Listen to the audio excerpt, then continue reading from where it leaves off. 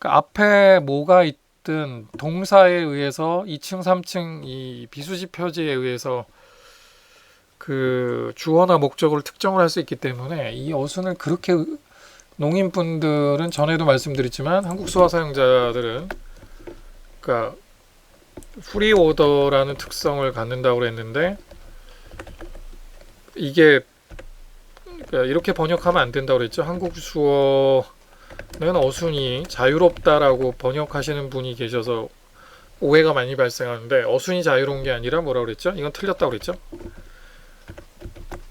그러니까 어순을 맘대로 할 수 있다는 얘기가 아니에요. 그러면은 어순을 자유롭게 맘대로 할 수 있으면 기왕이면 나한테 익숙한 한국어 사용자에게 익숙한 주어, 목적어, 동사, SOV 어순을 해도 된다는 얘기잖아요. 그죠? 그런 의미가 아니에요. 프리오더는. 정확한 그 이제 의미는 그러니까 free from order라는 영어로는 이런 의미인데 우리말로 번역을 하면 그러니까 어순으로부터 자유롭다. 그러니까 한국 수어는 그러니까 어순을 의식하지 않는다.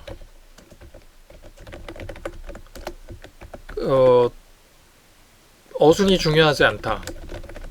이런 의미에 더 가깝습니다. 또는 이제 어순이라는 이제 문법을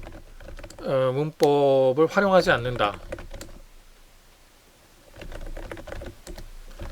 어순에 의존하지 않는다.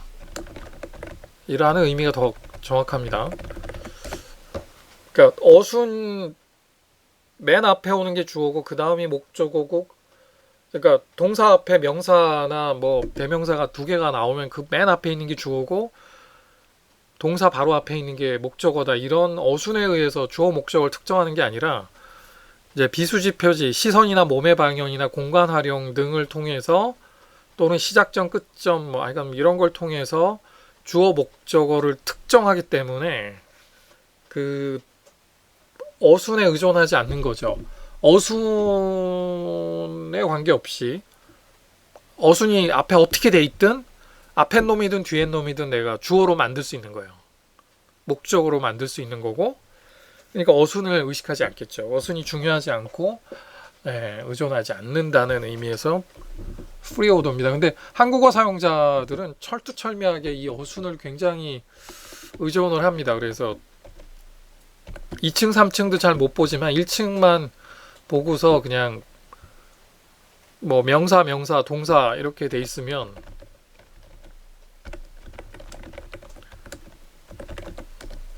이거를 이제 맨 앞에 오는 놈은 주어, 그 다음 거 오는 건 목적, 그 다음에 동사로 이렇게 그냥 딱 특정을 해버려서 해석을 하는데 수화를 이해하시거나 표현할 때 굉장히 치명적일 수가 있습니다. 이런 습관을 빨리 버리셔야 됩니다. 실제 수화 문장을 가지고도 이제 많이 제가 설명을 할 겁니다. 그 다음에 뭐 이건 우리하고 비슷할 수도 있는데 되게 뭔가 어떤 상황을 설명할 때 큰 거에서 작은 거로 설명을 합니다. 먼저 이렇게 배경 정도를 설명을 하고요. 그 다음에 작은 것들을 그 다음에 등장인물을 나열하고 뭐 이런 식으로 합니다. 그 다음에 한국어 아니 이건 아니다. 한국어는 수학 그렇다가 아니라 한국어는 주소 적을 때 큰 거부터 적죠. 대한민국 다음에 서울시래 경기도 평택시 장안동 이렇게 그죠? 큰 거부터 쭉 적죠. 이제 한국 수화도 사고하는 방식이 좀 어떤지 돌아볼 필요 있고 그 다음에 워낙 주어 생략하는데 수화는 주어 생략 안 한다고 보시면 됩니다. 웬만하면 생략을 안 합니다. 주어를 다 명시적으로 다 표현을 해줍니다. 다만 이제 한국 수어에서 주어가 생략 가능한 경우가 있습니다. 가능한 경우입니다. 꼭 생략해야 된다가 아니라 웬만하면 생략을 안 합니다. 첫 번째가 이제 주어가 1인칭인 경우고요. 두 번째는 이제 앞에 문장의 앞문장의 그 주어가 이제 주어가 변경되지 않은 경우, 뭐 생략은 가능한데 이것도 생략 가능한 거지 웬만하면 표현을 합니다. 그러니까 한국어는 주어 생략되는 경우가 많은데 한국서는 그렇지 않다는 거 꼭 기억하십시오. 자, 그래서 이 기울어진 운동장, 축구장 사진을 가져왔는데 잘 아시겠지만 이런 기울어진 운동장에서 요 미들라인에서 공을 놓으면 어떻게 될까요? 그냥 공이 멈춰 있는 게 아니라 또로로 굴러가지고 결국은 이쪽으로 가겠죠. 특별하게 힘을 가하지 않거나 노력하지 않으면. 마찬가지로 대부분의 이제 한국어 사용자들은 수화 문법을 모르고 아는 건 한국어 문법밖에는 모르고 한국어 어휘 사용법밖에는 모르기 때문에 수화 단어만 가르쳐주고 뭐 문법도 안 가르쳐주고 체계적으로 수화 문장을 이해하고 표현하는 방법을 가르쳐주지 않으면 자기가 배운 수화 단어를 한국어 단어처럼 사용해서 한국어 또는 수지 한국어로 이렇게 사용할 가능성이 높다는 겁니다. 단어만 가르쳐주면 그냥 쉽게 바로 한국 수화 문장을 이해하고 표현할 수 있을 거라고 기대하는 거는 잘못된 기대입니다. 거의 망상에 가깝습니다. 그냥 공이 여기서 또로로로 굴러서 별반 노력하고 힘을 주어서 뻥 차지 않으면 다 한국어나 수지 한국어처럼 그러니까 한국어나 수지 한국어 사용자가 되는 거죠. 지금까지 수화 배운 사람들 중에 뭐 98%, 99%가 그랬듯이 아주 특별한 노력을 한 경우만 KSL을 터득할 수 있는 거죠. 이 그림을 꼭 기억하시고 한국 수어 여러분이 수화를 가르쳤을 때 이제 여러분에게 수화를 배우신 분들이 한국 수어 사용자가 되도록 가르쳐야지 뭐 통역하실 때도 한국 수화로 통역하시는 분이 될 수 있도록 노력해야지 수지 한국어나 그 수화 단어를 한국어 단어처럼 사용하는 그 사람이 되도록 가르치시면 안 됩니다.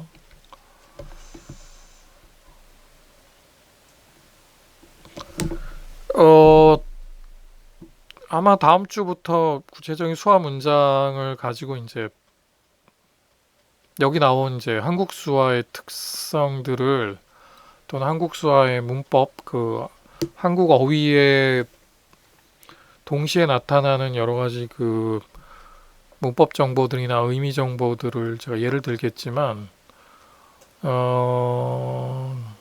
한국 수화를 이해하려면은 공간하고 비수지 표지를 못 보면은 이해가 불가능합니다. 우선은 공간을 정말 농인분들은 한국 수어 사용자들은 굉장히 기가 막히게 사용을 하십니다. 이 공간을 그러니까 구문 형태론적으로 사용한다고 그러는데 어렵죠. 그러니까 이 공간을 활용을 해서 주어가 뭔지 목적어가 뭔지 이런 거 기가 막히게 표현하십니다. 그 다음에 이 지정학적 사용이라고 하는데 공간을 통해서 실제로 내 눈앞에 보이는 것들이 어디에 위치하고 있고 어디에서 어디로 이동하고 있는지 이런 것도 별도의 조사나 어미 이런 거 필요 없이도 표현할 수 있어요. 그 다음에 특히 이 공간이 동시에 표현되는 경우들이 많습니다. 동사와 함께. 그 다음에 멀티티어 랭귀지라고 했죠. 2층, 3층, 4층의 이 공간 정보들이 동시에 표현됩니다. 어휘와 함께. 그래서 수화는 1층 단독주택 언어가 아니라 아파트 언어라고 했죠. 고층 아파트 언어입니다. 2층, 3층이 동시에 나타납니다. 5층, 7층도 나타납니다. 그 다음에 비수지 표지가 중요하죠. 난 매뉴얼 마커라고 하는데 또는 이제 비수지 형태소라고도 하는데 비수지 표지에 되게 문법 정보가 많이 담깁니다. 그러니까 비수지 표지에 해당되는 이 비수지 표지를 표현해내는 그 조음자들이 많은데 뭐 보통 얼굴 표정이 표현한다고 많이들 이야기하는데 이거는 이제 이런 비수지 표지 한 종류일 뿐입니다. 더 구체적으로는 뭐 눈, 눈썹, 시선, 볼, 입, 턱, 몸의 방향 이런 게 전부 다 비수지 표지에 해당되고 중요한 의미 정보나 문법 정보를 표현하고요. 다음에 어수는 이제 프리 오더라고 했죠. 제가 여기서 좀 자세히 적어놨는데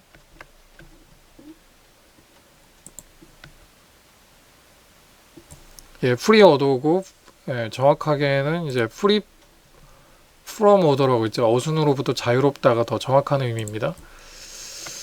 그래서 어순이 자유롭다는 말은 틀립니다.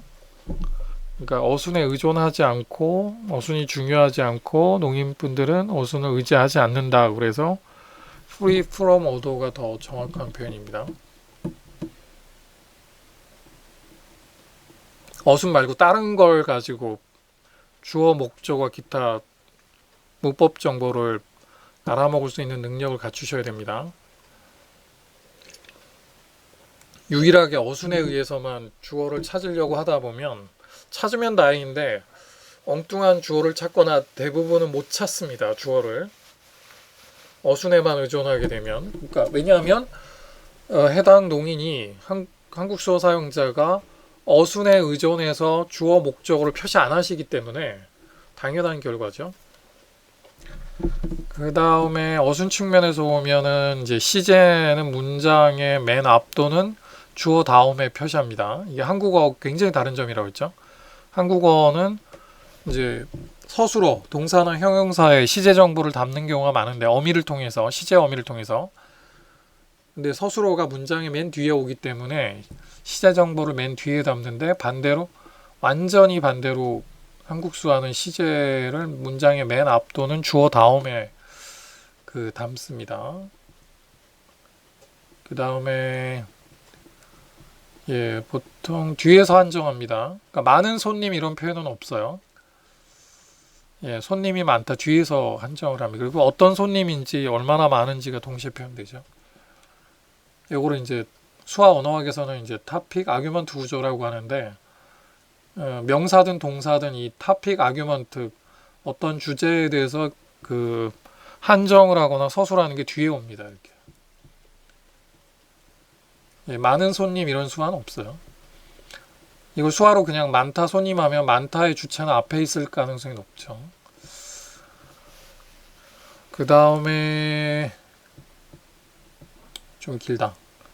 그러니까 어미를 통해서 한국어에서는 여러 가지 표현을 하는데 뭐 달리 표현합니다. 네. 다 어미와 관련된 문제인데 이건 넘어가시고요. 그건 구체적인 문장에서 살펴보겠습니다. 다음에 좀 더 얘기해야겠네요. 다음 시간에. 이건 이제 얼마 안 남았는데 그래서 좀 SK 방식으로 어휘를 가리키면은 그러니까 한국 수화를 제대로 배울 수 없다는 단점도 문제지만 결국 나중에 이제 수화를 배운 분들이나 사용한 분들이 피해를 보게 돼요. 그러니까 농인이 하는 수화를 이해하기가 힘들어요. 그러니까 이해하기 힘들다는 거는 한국 수어 문장의 주어, 목적어, 동사를 찾아낼 수 없고 이 문장의 주어가 뭔지 목적어가 뭔지 알 수가 없어요.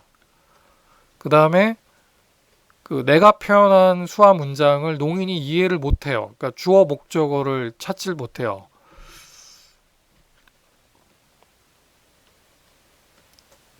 더욱이 그러니까 문장 이해는 못하면서 계속 착각을 하죠. 이제 수제 한국어에서는 워낙 이 단어를 강조하다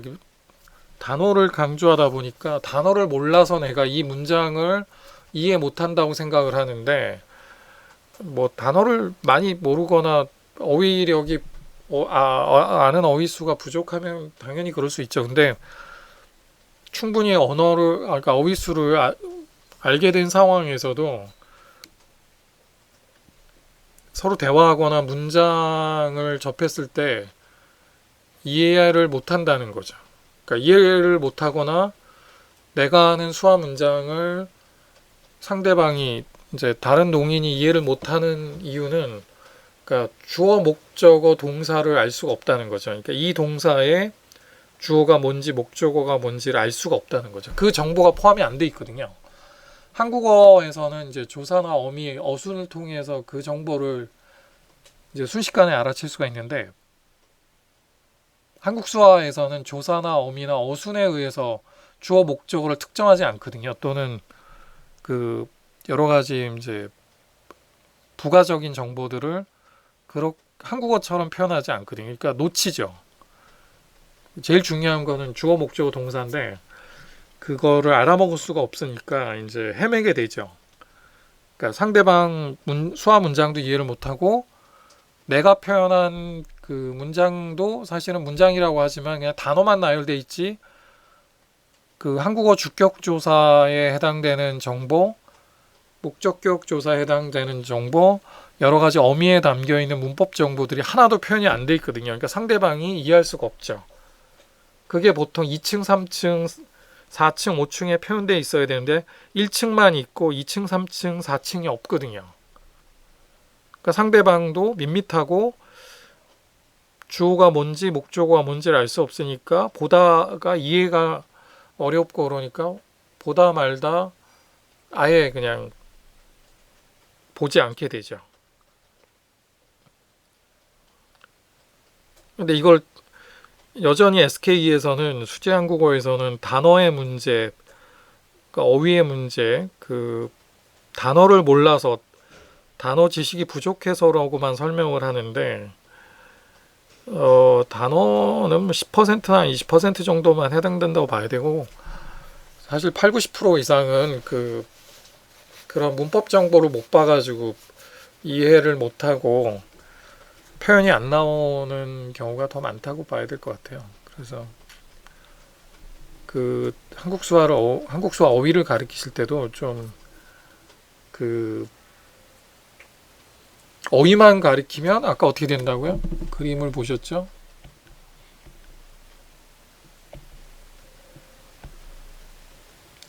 예, 기울어진 운동장이어서 그냥 어휘만 가리켜주면 공은 가만히 멈춰 있는 게 아니라 알아서 한국 수화를 터득할 수 있는 게 아니라 또로로 굴러서 이제 수지 한국어 사용자가 된다는 거죠. 그 수화 단어를 한국어 단어처럼 사용하더라는 거죠. 반대편에 한국 수화 사용자가 못 돼요. 그러니까 문법 교육도 해야 되고 한국 수화 어휘가 어떤 의미를 갖고 어떻게 사용되는지를 수화답게 수화 문장 속에서 소개하고 가르치셔야 됩니다. 그러니까 가르치는 내용이 달라야 돼요. 방법도 달라야 되고. 그러니까 1층만 가르치면 안 돼요. 그러니까 단어만 가르치면 안 돼요. 문법도 가르치고 2층, 3층에 어떤 정보들을 담아내는지를 가르치셔야지만 한국 수화 사용자로 길러낼 수가 있지. 단어만 가르치면 정말 이렇게 피나는 노력이 없으면 위로 올라갈 수가 없어요. 그냥 공이 또르륵 내려와서 수지 한국어 사용자, SK 사용자가 됩니다.